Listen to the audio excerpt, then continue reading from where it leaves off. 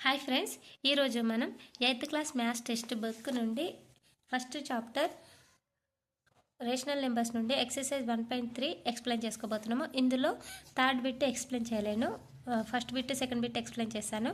Already exercise 1.1 1.2 complete అయిపోయింది. 6th 7th కూడా explain చేశాను.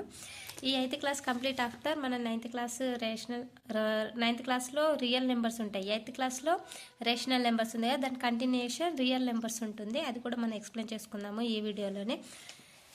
ఎవరైనా చూడని వాళ్ళు ఉంటే మీ ఫ్రెండ్స్కి షేర్ చేయండి ఫ్రెండ్స్. ఇది ఎందుకంటే ప్రతి చాప్టర్ మనకు చాలా ఇంపార్టెంట్. ఇందులో నుండి ఖచ్చితంగా 2 బిట్స్ వస్తాయి, టెట్లో అయినా డిఎస్సిలోనైనా. లాస్ట్ ప్రీవియస్ బిట్ కూడా ఇక్కడనే చెప్పాను ఆల్రెడీ. 0.9 బార్ ఉంటుంది, ఈజీగా ఎలా చేసుకోవడము ట్రిక్స్తో సహా చెప్తాను. కాబట్టి ఎవరైనా మీ ఫ్రెండ్స్కి తెలియని వాళ్ళకు ఉంటే షేర్ చేయండి. ఇప్పుడు మన కాన్సెప్ట్లోకి వెళ్దాం. థర్డ్ బిట్, కింద ఇచ్చిన విలువలకు x+y డివైడెడ్ x-y లెక్కించండి అని ఇచ్చారు. x వాల్యూ 5/2, y వాల్యూ -3/4 ఇచ్చారు. దీనిని ఏ విధంగా చేద్దామో చూద్దాం. ఇక్కడ చూడండి, x value 5/2 plus y value -3/4 divided 5/2 -3/4 x y. x+y తీసుకున్న x - y మధ్యలో డివైడెడ్. ఇక్కడ చూడండి 5/2 plus into minus -3/4 divided 5/2 minus into minus plus 3/4.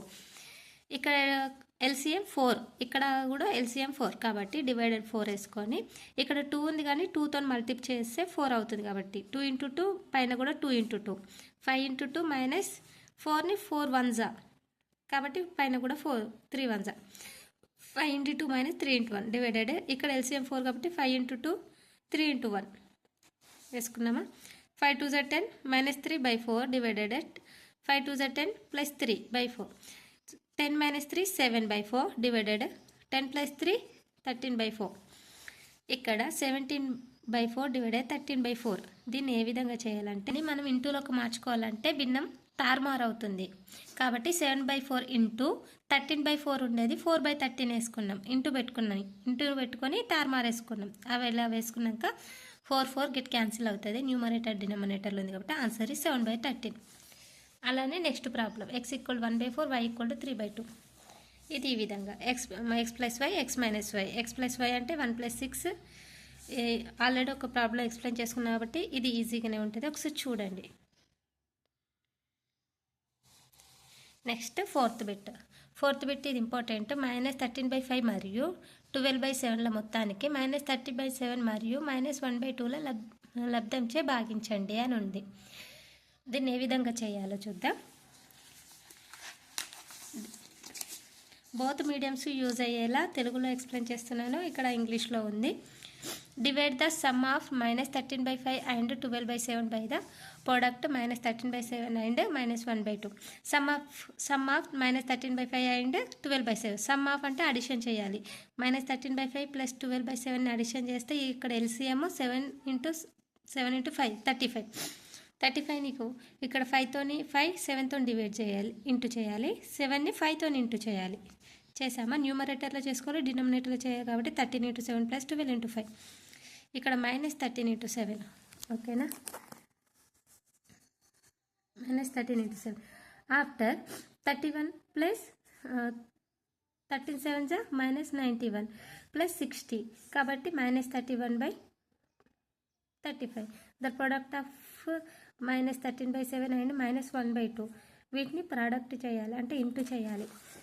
Into చేస్తే -13/7 × -1/2 కూడా మైనస్ ఇంటూ ప్లస్ -13/14 7 2s 14. ఇక్కడ -13 ఇంతకుముందు వచ్చింది కదా, సమ్ ఆఫ్ చేస్తే -13/35 31/35 డివైడెడ్ బై 13/14. వీటిని డివైడ్ చేయాలి. ఇక్కడ క్వశ్చన్లో చూడండి ఏమిచ్చారు, 40 వీటిని సమ్ చేయమన్నారు. వీటిని సమ్ చేయమన్నారు, బై ద ప్రోడక్ట్ చేయమన్నారు. తర్వాత వచ్చిన దాన్ని డివైడ్ చేయాలి. కాబట్టి వచ్చిన టోటల్ ఆన్సర్ని దీన్ని డివైడ్ చేస్తే వచ్చిన ఆన్సరే మన ఆన్సర్ అవుతుంది. ఇక్కడ డివైడ్ ఉంది కాబట్టి భిన్నాన్ని తారుమారు చేస్తే ఇంటూ పెట్టుకోవచ్చు. 13/35 ఇంటూ 14/3. ఇక్కడ రివర్స్ చేశాను, 13/14/3 = 62/65 వచ్చింది మన ఆన్సర్.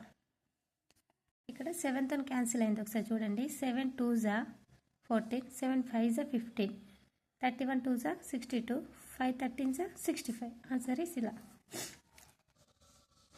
ఒక సంఖ్య యొక్క 2/5వ భాగం ఆ సంఖ్య యొక్క 1/7వ భాగం కంటే 36 ఎక్కువ అయినా ఆ సంఖ్యను కనుగొనండి. ఒక సంఖ్య యొక్క 2/7వ భాగం ఆ సంఖ్య యొక్క 1/7వ భాగం కంటే 36 ఎక్కువ అట. ఏ విధంగా చేయాలో చూద్దాం. If 2/5 of A number exceed of 1/7 of the sum number by 36, find the number. Let the number be x అనుకోవాలి. 2/5 part of x equal to 2/5 into x equal to 2x/5. ఒక నెంబర్ని x అనుకుందాము, అది పార్ట్ ఆఫ్ xలో కాబట్టి 2/5 equal to x 2x/5. 1/7 part of x equal to -1/7 into x equal to x/7. ఏమన్నాడు ఇక్కడ? ఒక సంఖ్య యొక్క 2/5 యొక్క భాగం ఒక సంఖ్య యొక్క 1/6 భాగం కంటే ఎక్కువ కంటే 36 ఎక్కువైనా సంఖ్యను కనుగొనండి అని అన్నారు. కాబట్టి ఎక్కువ అన్నాడు కాబట్టి part of x equal to -1/7 equal to x equal to 1/7 equal to x/7. According to the sum 2x/5 minus x/7 equal to 36. ఎక్కువ అన్నాడు కాబట్టి కంటే ఎక్కువ అన్నాడు కాబట్టి మైనస్ పెట్టుకున్నాము. ఇక్కడ క్రాస్ మల్టిప్లికేషన్ చేయాలి. 2 7 14 minus 5x/35 equal to sum equal 36 ఇచ్చిండు కాబట్టి 36 వేసుకున్నాం. ఇక్కడ డివైడ్ చేస్తుంది కాబట్టి ఇటు వస్తే ఇంటూ చేస్తే 35 into 36. ఇది ఇక్కడ 2x. ఇది క్రాస్ మల్టిప్లికేషన్ చేసాం. ఎల్సిఎం చేసేటప్పుడు ఇక్కడ X 7 2 14 14x minus 5x 14x minus 5x 9x 35 35 9x equal to 36 into 35 అవుతుంది. 9x equal to 36 into 35 x equal to 36 into 35 by 9. ఇక్కడ చూడండి 3 3 9 3 1 3 2 ఓకేనా. 3 1 3 4 35 4 140. Answer is 140. ఈ విధంగా చేస్తే easy calculation. Next question 6th question. 11 meter పొడవు గల తాడు నుండి 2.3/5 మీటర్లు మరియు 3/10 మీటర్ల పొడవు గల 2 ముక్కలను కత్తిరించి మిగిలిన ముక్క పొడవు ఎంత అని అడిగారు.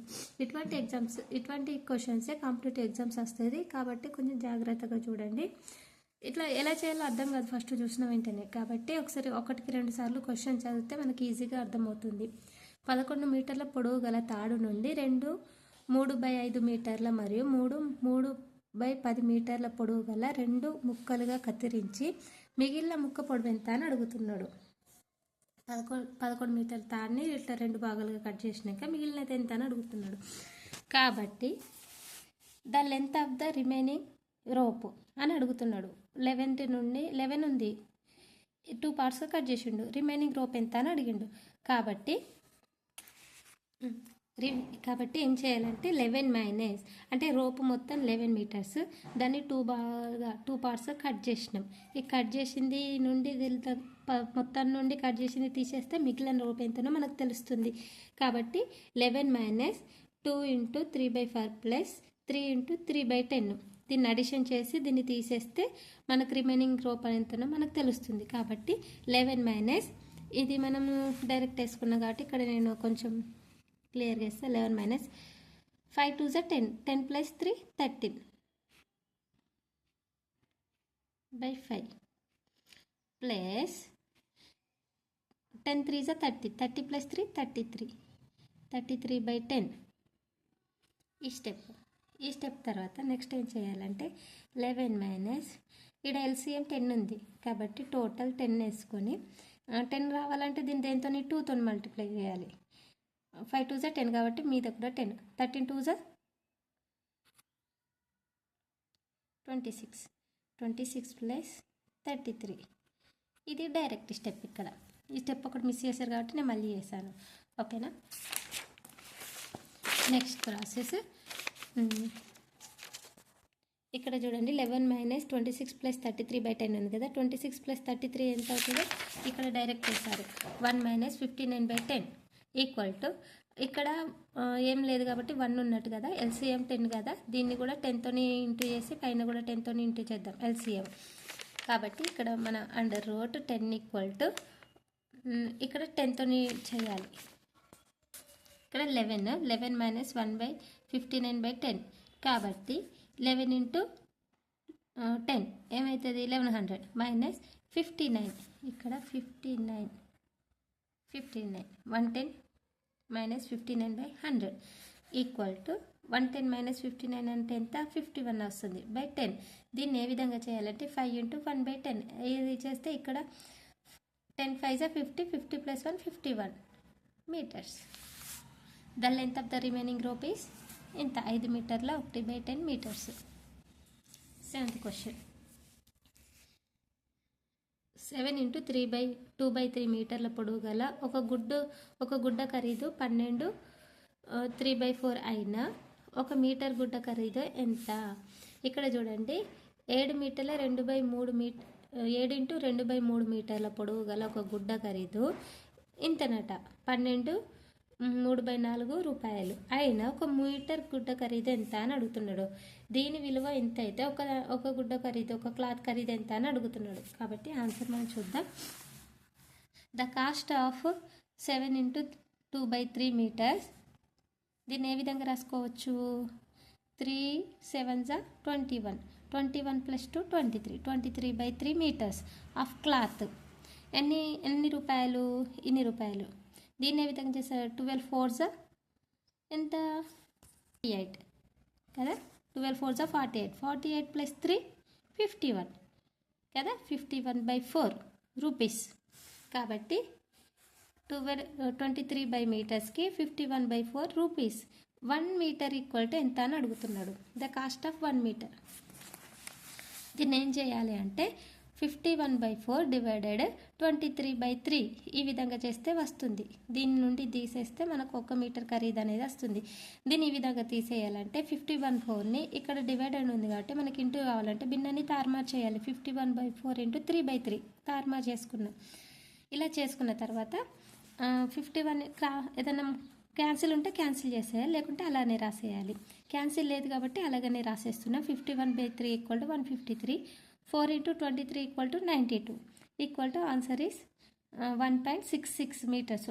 ఒక గుడ్డ ఖరీదు 1 మీటర్ ఖరీదు 1.66 రూపీస్ అన్నట్టు. దీన్ని మనము డివైడ్ చేస్తే ఇంత వస్తుంది answer. Next 8th question 18 into 3/5 మీటర్ల పొడవు మరియు 8 ఇంటూ 2/3 మీటర్ల వెడల్పు గల ఒక దీర్ఘచతురస్రాకార పార్కు వైశాల్యం కనుగొనండి. పార్కు వైశాల్యం అడుగుంటుంది. ఒకటి పొడవిచ్చిండు వెడల్పిచ్చిండు కాబట్టి మనం వైశాల్యం కనుక్కోవచ్చు. The length of the rectangle ఎంత మీకు తెలుసా? దీని formula L+B. Length of the rectangle ఎంత LB. Length breadth. The length of the rectangle what is 18 into 3/5 meters పొడవు వెడల్పు ఇచ్చాక the width and breadth equal to 8 into అంటే దీన్ని ఏ విధంగా చేసుకున్నామంటే ఈ మిశ్రమ భిన్నాన్ని నార్మల్ భిన్నంలోకి కన్వర్ట్ చేసుకుంటున్నాం. 8 ఇంటూ 2/3 అంటే 26/3 metres. Area of the rectangle of part L equal to L+B. A equal to L+B formula. L+B అంటే దీన్ని ఇంటూ చేస్తే సరిపోతుంది. ఇక్కడ చూడండి ఒకసారి area of the rectangle L+B 8 into 3/4 into 8 into 2/3. 8 into 3/5ని మిశ్రమ భిన్నాన్ని నార్మల్ భిన్నంకి మార్చాలంటే 93/5 అంటే 18 ఇంటూ 5 ప్లస్ 3 93/5. 3 into 8 24 plus 2 26/3. దీని క్యాన్సిలేషన్ ఉంటే క్యాన్సిలేషన్ చేశాక మిగిలిన రిమైనింగ్ భిన్నం is 8/6/5. Area of the rectangle 8/6/5. ఈ 8/6ని మనం ఇంకా ఏ విధంగా మార్చుకోవాలో ఒకసారి చూద్దాం. 8/6/5 ఉంది కదా 161 ఇంటూ 1/5 రాసినా కూడా 805/6 వస్తుంది. ఏ విధంగా చూద్దాం 161/5ని ఇంటూ చేస్తే ఏమవుతుంది 8.4 అవుతుంది 805 అవుతుంది. 805 ప్లస్ 1 806/5 మన ఆన్సర్ వస్తుంది 806/5. కాబట్టి area of the rectangle is 161 into 1/5 meter square. ఇక్కడ 9th క్వశ్చన్ చూద్దాం. -33/60ని ఏ సంఖ్యచే భాగించగా -11/14 వస్తుంది. -11/14 వస్తుంది దేంతో భాగిస్తే అని అడిగారు. కాబట్టి దీన్ని ఒక సంఖ్యతో భాగిస్తే ఈక్వల్ టు -11/4 రావాలి. ఏ సంఖ్య అనేది మనం కనుక్కోవాలి. కాబట్టి ఆన్సర్ ఏంటో చూద్దాం. A number should -33/16 divided by get -11/4. Let the dividing number x అనుకుందాం. -33/16 డివైడెడ్ ఎక్స్ ఈక్వల్ టు -11/14. ఇది 33/16ని ఎక్స్తో డివైడ్ చేస్తే ఇది ఆన్సర్ వచ్చింది. ఎక్స్ వాల్యూ మనం కనుక్కోవాలి. కాబట్టి -33/16ని ఇక్కడ డివైడ్ ఉంది కాబట్టి ఇంటూ కావాలంటే మనం 1/x భిన్నంత తారుమారు చేస్తాం. 1/x కన్వర్ట్ చేసుకున్నాం. కాబట్టి కన్వర్ట్ చేసుకున్నాక ఇక్కడ -1/x ఈక్వల్ టు దీన్ని ఇటు సైడ్ తీసుకెళ్తున్నాయి. ఇక్కడ 13/16 ఉంది కదా, ఇటు సైడ్ వెళ్తే 16/33 అవుతుంది. Equal to -11/4 into -16/33. డినామినేటర్లు ఉంది, న్యూమరేటర్ అవుతుంది, న్యూమరేటర్ ఉన్నది డినామినేటర్ అవుతుంది. ఓకేనా.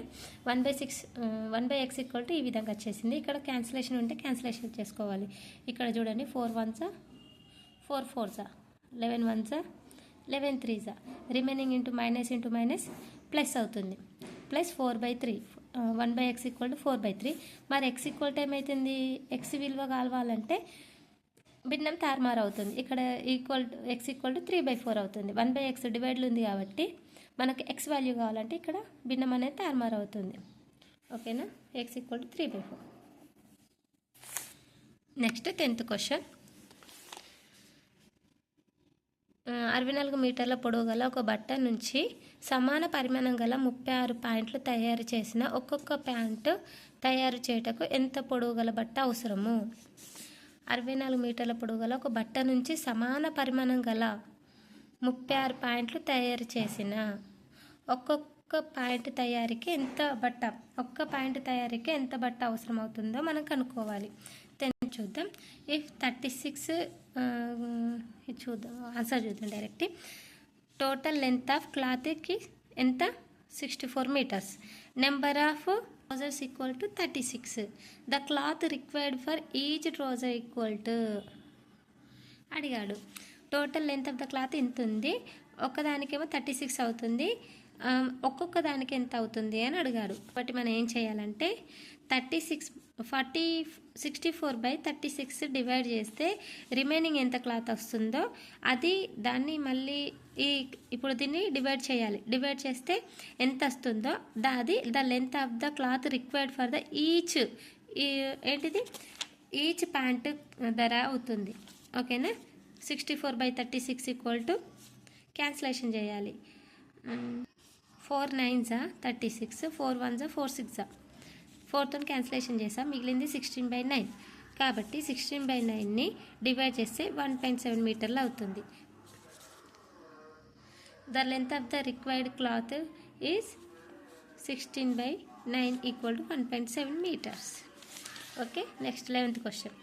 ఆవర్తిత దశాంశ సంఖ్య 10.363636ను p/q కనిష్ట రూపంలో రాసిన p+q వాల్యూ కనుగొనండి. ఇది చాలా ఇంపార్టెంట్. p+q value కనుగొమన్నాడు. p/q అలా కాదు కాబట్టి ఒకసారి జాగ్రత్తగా చూడండి. కాంపిటేటివ్ ఎగ్జామ్స్లో ఇటువంటివి వస్తాయి కాబట్టి ప్రతి ప్రాబ్లం ఇంపార్టెంట్. అందుకే నేను ఈ 3rd క్వశ్చన్ నుండి సపరేట్ వీడియో చేశాను.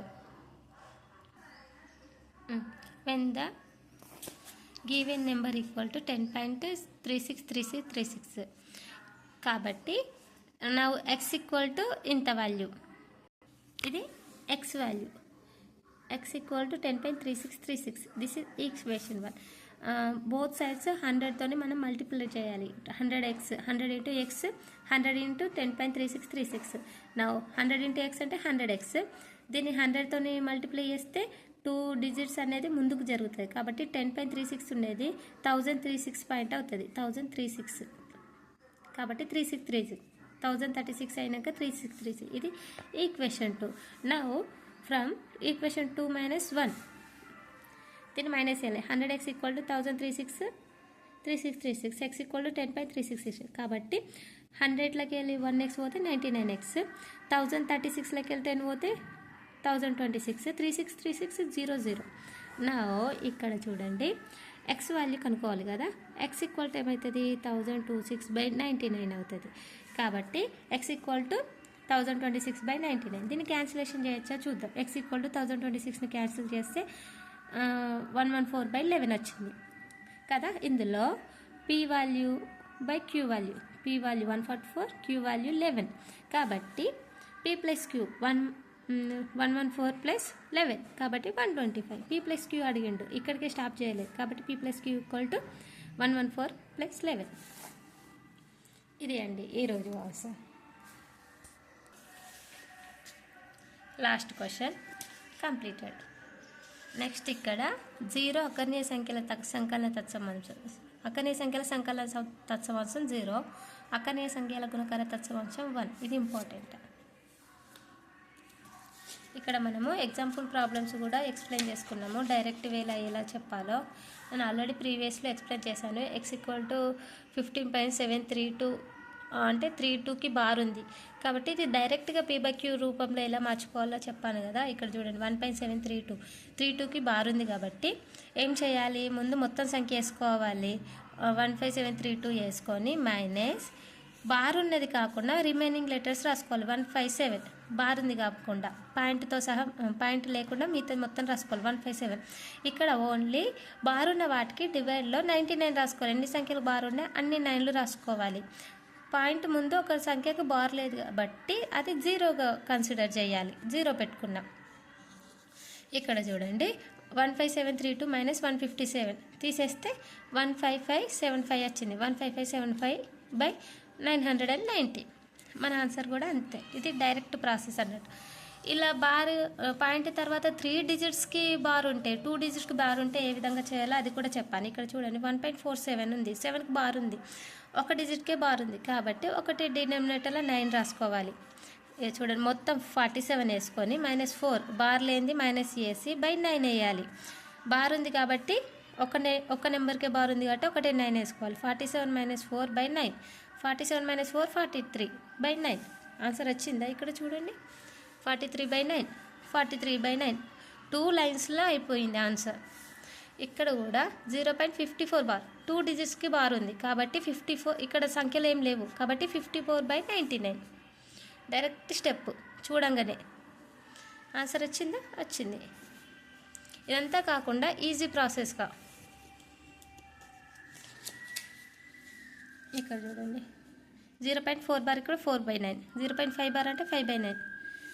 ఈ విధంగా 745 బార్ ఉంటే 3 డిజిట్స్కి బార్ ఉంది కాబట్టి 3 9లు. ఇది గుర్తుంచుకోవాలి. Easy process. అక్కడ గమనించండి ఉంది కాబట్టి అటువంటి బాక్సులు very important. 8th class text book rational numbers complete అయిపోయింది. ఇందులో ప్రతి ప్రాబ్లం ఎక్స్ప్లెయిన్ చేసుకున్నాము. ఎవరైనా ప్రీవియస్ వీడియో చూడని వాళ్ళు ఉంటే ఒకసారి చూడండి. Thank you. Next 9th class text book explain చేసుకున్నాము.